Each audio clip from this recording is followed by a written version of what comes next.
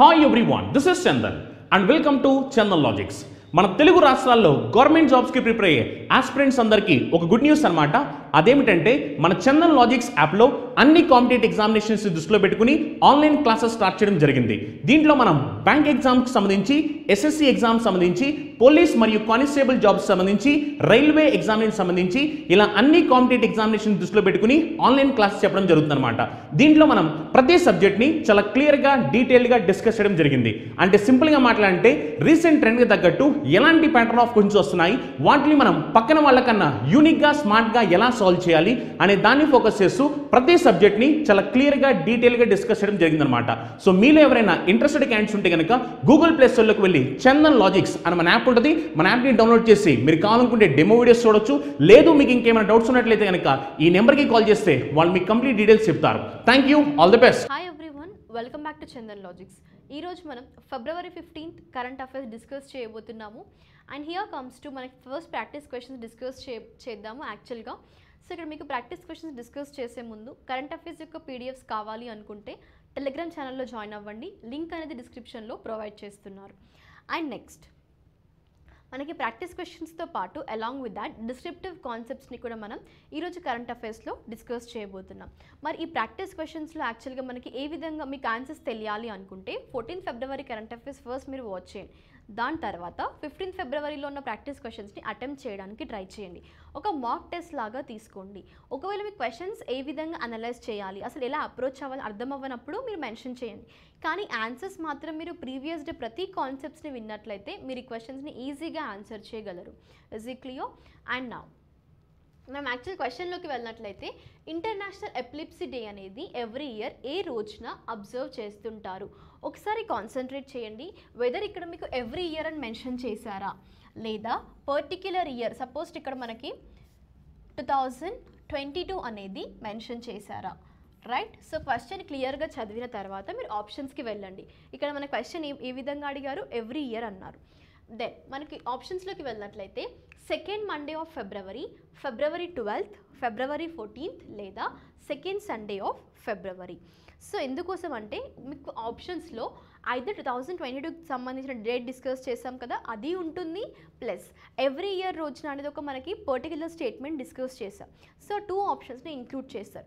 అప్పుడు మీరు కన్ఫ్యూజన్లో సడన్గా క్వశ్చన్ క్లియర్గా చదవకుండా ఏదో ఒక ఆన్సర్ని ఆప్ట్ చేస్తారు. సో మీకు ఇలా మీకు ఆన్సర్ తెలిసి ఉంటుంది కానీ మీరు క్వశ్చన్ సరిగ్గా చదవకపోవడం వల్ల మీరు మార్క్స్ లాస్ అవుతారు.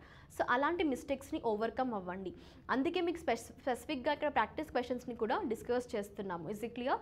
అంటే ఇలాంటి కొన్ని చిన్న చిన్న మిస్టేక్స్ని కూడా మీరు ఎగ్జామ్స్లో ఓవర్కమ్ అవ్వాలి. కొన్ని గైడ్లైన్స్ అనేది మేము ఇష్యూ చేస్తుంటాము. సో వాటిని రెగ్యులర్గా ఫాలో అవుతుంటండి. So you will be the successful person. And now next question ఏంటి అంటే మనకి రీసెంట్గా ఏ స్కీమ్ అనేది పర్టిక్యులర్గా ట్రాన్స్జెండర్కి ఇంకా ఈ యొక్క కమ్యూనిటీ ఏదైతే ఉందో as well as people who are engaged in begging, so ఈ 2 కేటగిరీకి సంబంధించి ఒక స్కీమ్ని లాంచ్ చేయడం జరిగింది. మరి ఆ స్కీమ్ నేమ్ ఏంటి? అండ్ యాజ్ వెల్ యాజ్ ఇక్కడ మినిస్ట్రీ కూడా చూసుకోండి, ministry of social justice and empowerment. And then moving to the options, మనకి స్కీమ్ నేమ్ వచ్చేసి winner, proud, value or smile. Is it clear? ఇక్కడ మీ ఆన్సర్ ఏంటి? అది యాక్చువల్గా ఆప్షన్ డి అనేది ఆన్సర్ అనమాట. అండ్ మీరు ఇక్కడ ఆన్సర్ నేను ఎక్స్ప్లెయిన్ చేశాను కాబట్టి ఒకసారి ఇంకొక క్వశ్చన్ ఏంటి అంటే ఇక్కడ మీకు స్మైల్ యొక్క ఫుల్ ఫామ్ని నాకు కమెంట్ సెక్షన్లో మెన్షన్ చేయండి. Is it clear? మనం స్మైల్ స్కీమ్ గురించి డీటెయిల్గా డిస్కస్ చేసాం. మెయిన్ ఆబ్జెక్టివ్ ఏంటి? ట్రాన్స్జెండర్ కమ్యూనిటీ వాళ్ళకి ఇంకా బెగ్గర్స్కి ఒక హెల్ప్ ఇవ్వడం కోసమే పర్టికులర్గా ఈ స్మైల్ స్కీమ్ని రీసెంట్గా ministry of social justice launch చేసింది. కానీ మీరు ఏంటంటే స్మైల్ ఫుల్ ఫామ్ తెలుసుకుంటే ఆబ్జెక్టివ్ మీకు అందులోనే మళ్ళీ స్పెషల్గా ఆబ్జెక్టివ్ చదవాల్సిన అవసరం ఉండదు. Is it clear? And then which state or union territory has launched first of its kind quick response QR code? So స్పెసిఫిక్గా దేనికోసము అంటే which is to certify the label hand made carpets. And even ఈ concept మనం ఈరోజు క్లాస్లో discuss చేయబోతున్నాము. ఒకసారి concentrate చేయండి క్వశ్చన్కి సంబంధించి. ఆప్షన్స్కి వెళ్ళినట్లయితే Arunachal Pradesh, Nagaland, Jammu and Kashmir or Uttarakhand.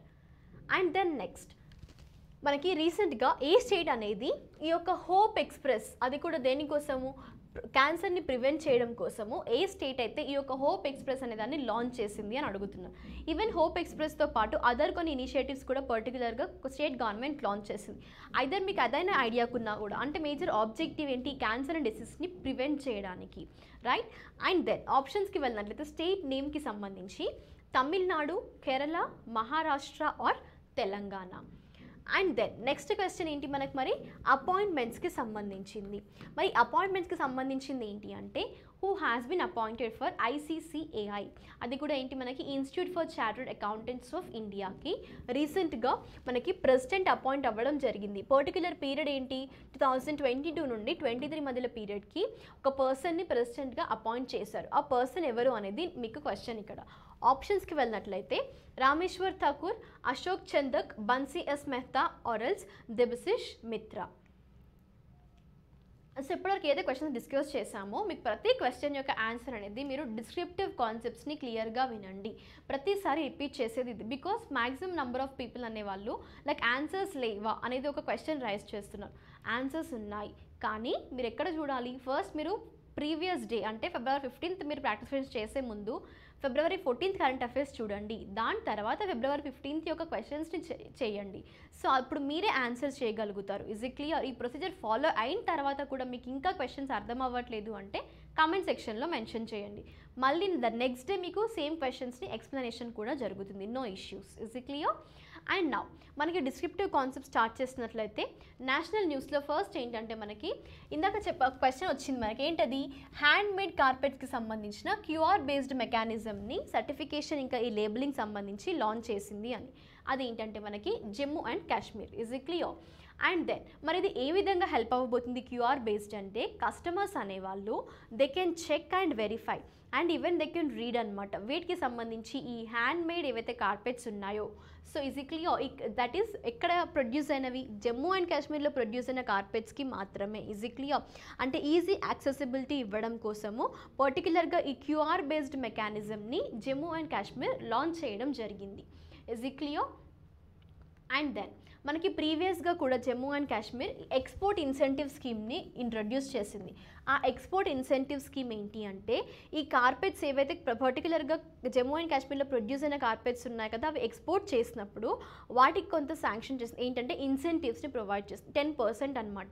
Maximum incentive 10% అంటున్నాం కాబట్టి అమౌంట్ వచ్చేసి 5 crore rupees అంత అమౌంట్. బేసిక్లీ ఈ యొక్క రియంబర్స్మెంట్ మ్యాక్సిమం అనేది మనకి 5 crore rupees అనమాట. అండ్ ఇది కూడా మరి ఎలాంటి ఎక్స్పోర్టర్స్కి ప్రొవైడ్ చేస్తున్నారు అంటే ఎక్స్పోర్టర్స్ ఎవరైతే ఎలిజిబుల్ ఉంటారంటే ఎవరైతే దేంట్లో రిజిస్టర్ చేసి ఉండాలి, who has been registered with department of handicrafts and handlooms. ఈ పర్టికులర్ డిపార్ట్మెంట్లో రిజిస్టర్ అయిన ఎక్స్పోర్టర్స్కి మాత్రమే ఈ ఇన్సెంటివ్స్ ఇంకా రియంబర్స్మెంట్స్ అనేవి వర్తిస్తుంటాయి. ఏ స్కీమ్లో భాగంగా? ఎక్స్పోర్ట్ ఇన్సెంటివ్ స్కీమ్లో భాగంగా.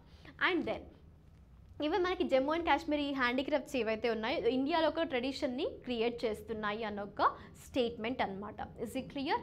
అండ్ దెన్ నెక్స్ట్ కాన్సెప్ట్ ఏంటంటే మనకి 2022లో ఎన్నో ఎడిషన్, ఫస్ట్ ఎడిషన్ చూసుకోండి 17th ఎడిషన్ అనమాట. వీటికి సంబంధించి ఈ ముంబై ఇంటర్నేషనల్ ఫిలిం ఫెస్టివల్స్ అనేవి మే మంత్లో స్కెడ్యూల్ చేశారు 2022లో. మరి ఇక్కడ మనకి ఏంటంటే స్పెసిఫిక్గా ఫెస్టివల్ ఎందుకు కండక్ట్ చేస్తారు అంటే ఈ ఫిలిం ఫెస్టివల్ అనేది this is for documentary, short fiction and animation films and which is schedule to take place from 29th May నుండి 4th June వరకు 2022లో స్కెడ్యూల్ చేశారు. Is it clear? ముంబైలో అనమాట. అండ్ ఈవెన్ మరి ఇందులో ఎలిజిబిలిటీ ఉన్న లైక్ ఫిలిమ్స్కి వెళ్ళినట్లయితే ఏ ఫిలిమ్స్ అంటే కన్సిడర్ చేసింది the films which were completed between September 1st of 2019 and December 31st of 2021 are eligible. And even ఇందులో బెస్ట్ డాక్యుమెంటరీ ఏదైతే ఉంటుందో ఈ ఫెస్టివల్స్కి ఫిలిమ్స్కి సంబంధించి ఈ ఫెస్టివల్లో పర్టికులర్గా గోల్డెన్ కాంచ్ ఇంకా మనకి ఏంటంటే 10 lakh క్యాష్ అవార్డ్ కూడా ఉంటుంది. Is it clear? సో ఇలా మనకి సిగ్నిఫికెన్స్. అండ్ మనకి ఏంటంటే పర్టికులర్గా ఇంటర్నేషనల్ ఫిలిం ఫెస్టివల్ అన్నారు కదా, ఇది రికగ్నైజ్ చేసింది ఎవరు యాక్చువల్గా అంటే దిస్, అండ్ ఇది ఆర్గనైజ్ చేసేది ఎవరు అంటే మనకి ministry of information and broadcasting. ఎప్పటి నుండి ఫెస్టివల్ జరుగుతుంది అంటే యాక్చువల్గా సిన్స్ 1990 నుండి ఈ ఫెస్టివల్ అనేది యాక్చువల్గా సెలబ్రేట్ చేస్తున్నారు. ఫిలిం ఫెస్టివల్ ఇంటర్నేషనల్ వైడ్గా. ఈవెన్ ఇంకా అదర్ సిగ్నిఫికెన్స్ చూసుకున్నట్లయితే this is the oldest and largest festival అనమాట ఇంటర్నేషనల్ ముంబై ఫిలిం ఫెస్టివల్ అనేది, and which is the non feature films in the south Asia. And also మనకి ఈ యొక్క మేజర్ ఆబ్జెక్టివ్ ఏంటి అంటే which will give with the support from government of Maharashtra and focuses on the documentary and short fiction films. Is it clear? And even 2022లో conduct చేయబోతున్న ఈ 17th edition film festival ఏదైతే ఉందో ఒక ఫోకల్ థీమ్ ఏంటది, India at the rate of 75. అంటే ఆజాదీ కా అమృత్ మహోత్సవ్ సెలబ్రేషన్స్లో భాగంగానే 75 years of independence of India. Is it clear? ఇది మనకి 17th ఎడిషన్ రిప్రజెంట్ చేస్తుంది, రైట్? అండ్ దెన్ ఆబిచరీస్ కాన్సెప్ట్కి వెళ్ళినట్లయితే former chairman of Bajaj auto Rahul Bajaj గారు రీసెంట్గా చనిపోవడం జరిగింది. మనం తన యొక్క హిస్టరికల్ బ్యాక్గ్రౌండ్కి వెళ్ళినట్లయితే యాక్చువల్గా తను chairman of emeritus of the Indian క్లాగ్మెంటర్ of Bajaj group and parent company of Bajaj auto. Even he has step down as the non executive chairman of Bajaj auto. ఎప్పుడది? ఏప్రిల్ 2021లో. And also you can consider తన యొక్క అచీవ్మెంట్స్కి వెళ్ళినట్లయితే ఇండియాలో మనకి ఉన్న 3rd హైయెస్ట్ సివిలియన్ అవార్డ్ ఏంటి, that is Padma Bhushan. So even 3rd highest civilian award కూడా తను 2001లో రిసీవ్ చేసుకున్నారు. Is it clear? మరి ఇక్కడ మనం చూసింది ఏంటి, he was actually noted as a noted industrialist అనమాట మనకి, even the chairman of Bajaj auto. So Rahul Bajaj గారు రీసెంట్గా చనిపోవడం జరిగింది. తన హిస్టరికల్ బ్యాక్గ్రౌండ్ చూసుకోండి అండ్ తన ప్రొఫెషన్ అండ్ తన డెత్ యొక్క reason like regarding the pneumonia, that is regarding a heart disease. And next international current అఫైర్స్కి వెళ్ళినట్లయితే జర్మనీ అనేది మనకి ఈరోజు కరెంట్ అఫైర్లో ఉంది. సో ఫస్ట్ యాక్చువల్ కరెంట్ అఫైర్లో ఏ కాన్సెప్ట్ ఉంది అని తెలుసుకునే ముందు స్టాటిక్ జీకేకి వెళ్ళినట్లయితే C³ ఫార్ములా, కంట్రీ జర్మనీ, క్యాపిటల్కి వెళ్ళినట్లయితే Berlin and currency is euro. So ఇక్కడ మనకి C³ కవర్ అయింది కదా, capital, country and currency. And then current అఫైర్లో ఏంటంటే రీసెంట్గా జర్మనీకి ప్రెసిడెంట్ని రీఎలెక్ట్ చేశారు. అంటే ఇన్ ద ఇయర్ 2017లో కూడా సేమ్ పర్సన్ ప్రెసిడెంట్గా ఎలెక్ట్ అయ్యారు. మళ్ళీ 2022లో కూడా ద సేమ్ పర్సన్ని ప్రెసిడెంట్గా రీఎలెక్ట్ చేసుకున్నారు. రీఎలెక్టింగ్, రీఅపాయింటింగ్ అన్నప్పుడు మనకి ప్రీవియస్గా కూడా ఆ పర్సన్ సేమ్ పర్టిక్యులర్ పొజిషన్లో యాక్చువల్గా తను ఆఫీస్ని హోల్డ్ చేస్తుండే, మళ్ళీ అదే పర్సన్ని అట్ ద సేమ్ పొజిషన్కి రీఎలెక్ట్ చేశారు. Is it clear? సో ఇక్కడ ఏంటంటే మనకి యాక్చువల్గా పర్సన్ ఎవరు అంటే జర్మన్ ప్రెసిడెంట్గా రీసెంట్గా రీఎలెక్ట్ అయిన పర్సన్ ఎవరు అంటే ఫ్రాంక్ వాల్టర్ స్టెన్మర్ గారు. ఈవెన్ మీరు తన యొక్క ఇమేజ్ కూడా చూసుకోవచ్చు. Elected for a period and for the second term of the 5 years by the special parliamentary assembly. First term తను 2017లో ఎలెక్ట్ అయ్యారు ప్రెసిడెంట్గా, మళ్ళీ ఫర్ ద సెకండ్ టర్మ్ 2022లో తను మళ్ళీ రీఎలెక్ట్ అవ్వడం జరిగింది. Is it clear? And next government స్కీమ్స్కి వెళ్ళినట్లయితే సౌభాగ్య స్కీమ్ అనేది ఈరోజు కరెంట్ అఫైర్లో ఉంది. అండ్ పర్టికులర్గా ఈ సౌభాగ్య స్కీమ్కి సంబంధించి ఏంటంటే మనం ఒకసారి జనరల్ ఇన్ఫర్మేషన్కి వెళ్ళినట్లయితే other name of Saubhagya scheme ఏంటి అంటే మనకి ప్రధాన్ మంత్రి సహజ్ బిజ్లీ హర్ ఘర్ యోజన అనేది. సో ఇది మనకి యాక్చువల్గా ఇండియన్ గవర్నమెంట్ యొక్క ప్రాజెక్ట్ అనమాట. దేనికోసము అంటే ప్రతి హౌస్ హోల్డ్కి ఎలక్ట్రిసిటీ ప్రొవైడ్ చేయాలన్న ఉద్దేశంతోనే ఈ సౌభాగ్య స్కీమ్ని లాంచ్ చేసింది. అది కూడా మనకి ఎప్పుడు అంటే announced in the month of September in the year 2017. But by whom? Which is by the prime minister Narendra Modi గారు. Is it clear? పర్టికులర్గా ఏంటి సౌభాగ్య లేదా you can consider other name Pradhan Mantri Sahaj Bijli Har Ghar Yojana. And అది కూడా మనకి 2017లో ఇంట్రొడ్యూస్ చేశారు. ఈచ్ అండ్ ఎవ్రీ హౌస్ హోల్డ్ని ఎలక్ట్రిఫై చేయాలి అన్న ఉద్దేశంతో. కానీ ఇక్కడ మనకి యాక్చువల్ కరెంట్ అఫైర్ ఏంటి అంటే ఈ పర్టిక్యులర్ స్కీమ్లో భాగంగానే ఒక స్టేట్ అనేది హయ్యెస్ట్ పొజిషన్లో ఉందంటే చాలా ఎక్కువ హౌసెస్కి సోలార్ పవర్ బేస్డ్ సిస్టమ్ని యూజ్ చేస్తూ ఎలక్ట్రిఫై చేసిందనమాట. సో అందుకోసమే ఆ స్టేట్ ఏంటి అనేది ఈరోజు మనం డిస్కస్ చేయబోతున్నాము. విచ్ ఇస్ దట్ రాజస్థాన్ అనేది టాప్ పొజిషన్లో ఉంది. ఏంటది position? Which is at the using through the solar based stand alone system అనమాట. అండ్ ఈవెన్ మనకి ఏంటంటే హిల్ స్టేషన్స్ ఏవైతే ఉన్నాయో హిమాచల్ ప్రదేశ్ అవనివ్వండి, Sikkim and union territory like Jammu and Kashmir కూడా నిల్ బెనిఫిషరీస్ అనమాట ఈ పర్టికులర్ ఇనిషియేటివ్లో. అంటే హైయెస్ట్లో ఉన్నవి కూడా తెలుసుకోవాలి, ఏవైతే ఎక్కువ బెనిఫిట్ అవ్వట్లేదో కూడా ఒకసారి మీరు just have a glance over these statements. And next books and ఆథర్స్కి వెళ్ళినట్లయితే యాక్చువల్గా మనకి బుక్ యొక్క టైటిల్ వచ్చేసి how to prevent the next pandemic అనేది బిల్ గేట్స్ గారు రచించడం జరిగింది. Is it clear? ఒకసారి మీరు గ్లాన్స్ వేయండి ఇమేజ్కి. ఏంటంటే మీకు ఐదర్ బుక్ టైటిల్ కవర్ అయింది and as well as person ఎవరైతే ఆథర్ చేశారు అనేది బుక్ని. అండ్ మనకి యాక్చువల్గా బిల్ గేట్స్ గారి గురించి వెళ్ళినట్లయితే he was famously well known as a cofounder of Microsoft and Bill Melinda Gates foundation. Was it clear? And even తను ఏంటంటే software developer, investor, entrepreneur and even one of the richest పర్సన్గా కూడా మీకు ఆ person గుర్తు రావాలి, Bill Gates గారు, right?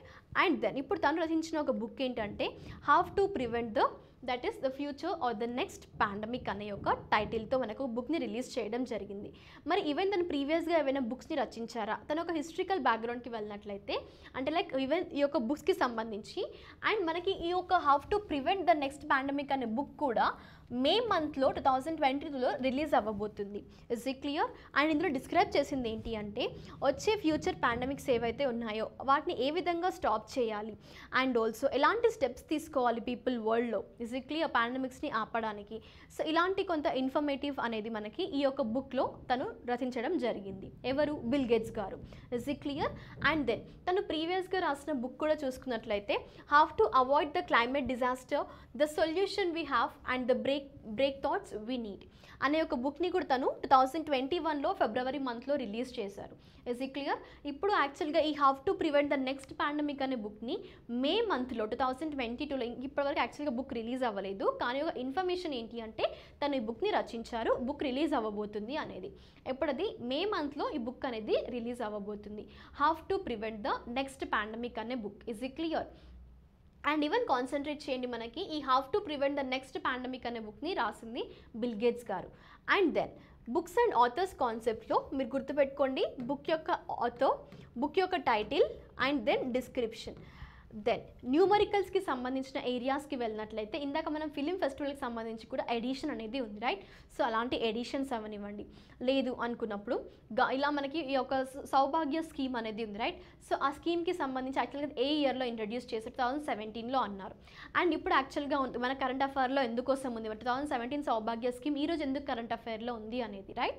And then Rajasthan top పొజిషన్లో ఉందన్నాం. మరి ఎన్ని హౌస్ హోల్డ్స్ని అక్కడ యాక్చువల్గా ఎలక్ట్రిఫై చేశారు అనేది నేను క్లాస్లో మీకు స్లైడ్లో ప్రొవైడ్ చేశాను, ఒకసారి మీరు గ్లాన్స్ వేసినా కూడా అర్థమవుతుంది. సో ఇక్కడ ఏంటది? Nearly under this scheme 2.817 crore house holds అనేవి ఎలక్ట్రిఫై అయ్యాయి యాక్చువల్గా ఈ పర్టికులర్ స్కీమ్లో భాగంగా ఇండియాలో.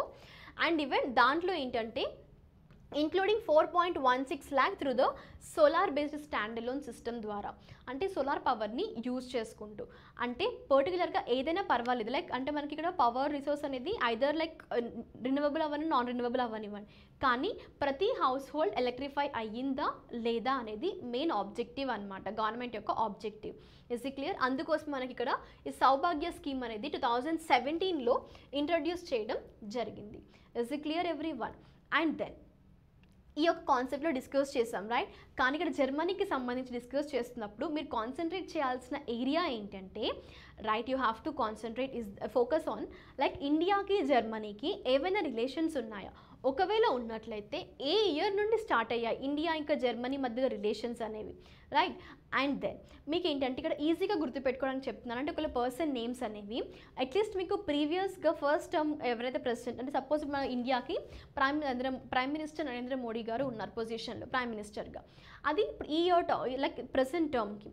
అండ్ అట్లీస్ట్ మీకు ఇప్పటిది గుర్తున్నా కూడా వచ్చే ఎలక్షన్స్లో ఒకవేళ మళ్ళీ సేమ్ ప్రైమ్ మినిస్టర్ మోడీ గారు విన్ అయినట్లయితే అట్లీస్ట్ మీకు ఇప్పుడు ఐడియా ఉన్నా కూడా మళ్ళీ రీఎలెక్ట్ అయ్యారు కాబట్టి ద సేమ్ పర్సన్ని మీరు ఆప్ట్ చేసుకోవచ్చు కదా. అదేవిధంగా మనకి 2017లో ఎలక్ట్ అయిన పర్సన్ నేమ్ మీకు ఐడియా గుర్తుపెట్టుకోవడానికి ట్రై చేయండి. సో మళ్ళీ మీకు the same person for the next 5 years కూడా అనే పొజిషన్లో ఉండబోతున్నారు. Is it clear? And then అంటే ఇక్కడ మీరు స్టాటిక్ జీకే కూడా కవర్ చేయండి అనమాట మ్యాక్సిమం డైనమిక్ పార్ట్తో.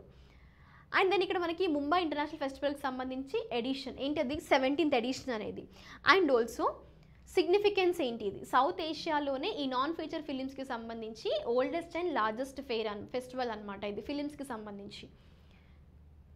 అండ్ ఈవెన్ ఈ యొక్క క్యూఆర్ బేస్డ్ మెకానిజం అనేది సర్టిఫికేషన్ పర్టికులర్గా హ్యాండ్మేడ్ కార్పెట్స్ అన్నాం కదా, అంటే దీంట్లో ఎవరు ఎలిజిబుల్ అవుతున్నారు. అండ్ యాజ్ వెల్ as ఇంకా అదర్ స్కీమ్స్ ఏంటి, ఈవెన్ ఇక్కడ నేను మీకు ప్రొవైడ్ చేసింది ఏంటి, ఎక్స్పోర్ట్ ఇన్సెంటివ్ స్కీమ్ కూడా అడిషనల్గా ఇచ్చాను, కానీ మాక్సిమం కొన్నిసార్లు ఇలాంటివి ఇవ్వడం జరగదు. సో అలాంటప్పుడు మీరు ఏం చేయాలి, ఒకవేళ ఏదైనా హ్యాండ్లూమ్ సంబంధించి కరెంట్ అఫేర్ డిస్కస్ చేసాము కరెంట్ అఫేర్ అని అనుకున్నప్పుడు క్లాస్ అయిన తర్వాత రీసెంట్గా జమ్మూ అండ్ కాశ్మీర్ ఈ హ్యాండిక్రాఫ్ట్ సంబంధించి ఏవైనా స్కీమ్స్ ప్రీవియస్గా లాంచ్ చేసిందా, ఆ స్కీమ్స్ ఏంటి, ఏ విధంగా అవి బెనిఫిట్ అవుతాయి పీపుల్కి, ఇజ్ ఇట్ క్లియర్, అది బయర్స్కా లేదా సప్లయర్స్కా, ఎవరి కోసం లాంచ్ చేశారు, ఈ విధంగా మీరు ఒక ఓవర్వ్యూ తీసుకుంటూ సబ్జెక్ట్ని డీల్ చేస్తూ ఉండండి. అండ్ ఇక్కడ మనకి ఏంటంటే కొన్నిసార్లు మనం కవర్ చేసే కాన్సెప్ట్స్ ఏవైతే ఉంటాయో so maximum they will be focusing on the static and the dynamic part. And then even మీకు ఏంటంటే డౌట్ రావచ్చు, రైట్, వీటికి సంబంధించి ఇప్పుడు సపోజ్ మనం ఏదైనా కాన్సెప్ట్ని ఇంటర్లింక్ చేయాలి అంటారు. ఏ విధంగా అంటే సపోజ్ ఏదైనా ఆర్టికల్ డిస్కస్ చేస్తాం అంటే కరెంట్ అఫైర్లో ఏదైనా ఆర్టికల్ గురించి వచ్చింది మనకి, ఆర్టికల్ని రౌండప్ చేసుకొని క్లాస్ అయిన తర్వాత మీరు పాలిటీ సబ్జెక్ట్తో రిలేట్ చేసుకోండి. లేదు అలా కాదనుకున్నప్పుడు సపోజ్ ఏదైనా డిసీజ్కి సంబంధించి ఎపిలిప్సీ డే గురించి అన్నాం. సో అసలు ఎపిలిప్సీ అనేది ఏంటి, సో వాటి సిమ్టమ్స్ ఏంటి, అది ఎలా క్యూర్ అవుతుంది, కాజెస్ ఏంటి, ప్రివెన్షనా లేదా అసలు ట్రీట్మెంట్ ఉందా లేదా, సో ఇలా మీరు ఇన్ డీటెయిల్ అంటే బయాలజీతో ఇంటర్లింక్ చేయాలి.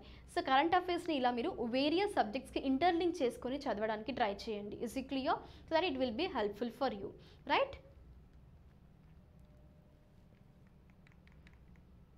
సో దీంతో మన సెషన్ ఎండింగ్కి వచ్చాము. అండ్ కాన్సన్ట్రేట్ చేయండి. మీకు ఐదర్ క్వశ్చన్స్ అంటే క్వశ్చన్స్ని ఏ విధంగా అప్రోచ్ అవ్వాలి, లేదా అసలు అనలైజ్ చేయడం కష్టం అవుతుంది అంటే ఇచ్చే క్వశ్చన్స్ అనేది డిఫికల్టీగా ఉన్నాయా, సో ఒకసారి మీ ఫీడ్బ్యాక్ కూడా just if you want to know, like ఏంటంటే మీకు ఆన్సర్స్ని క్లాసెస్లో ఎక్స్ప్లెయిన్ చేయమంటున్నారు కాబట్టి స్పెసిఫిక్గా ప్రాక్టీస్ చేయడం గురించి మీకు ఇక్కడ ఇన్ఫర్మేషన్ ప్రొవైడ్ చేస్తున్నాను. Is it clear?